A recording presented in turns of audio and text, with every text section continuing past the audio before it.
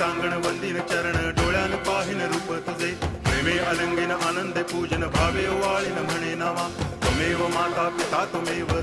बंधुश्च सखा त्वमेव विद्या करुणं त्वमेव सर्वं मम देव कायेन वाचा मनसेन्द्रियैर्वा बुद्ध्यात्मना वा प्रकृति स्वभावा करोमि यद्यत् सकलं परस्मै नारायणायति समर्पयामि अच्युतं केशवं रामनारायणं कृष्णदामोदरं वासुदेवं हरि गिरिधरं माधवं गोपिकावल्लभं जानकीनायकं रामचन्द्रं भजे हरे राम